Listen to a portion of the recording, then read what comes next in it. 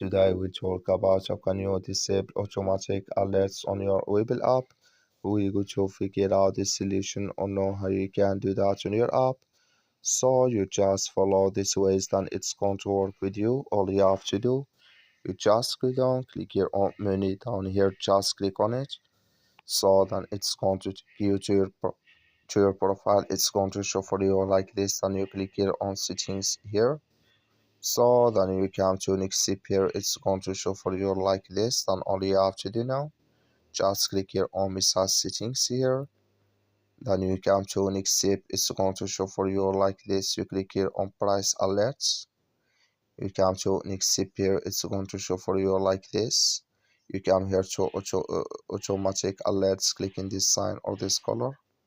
Like you see color, it's gone, that's mean automatic alerts disable with us now.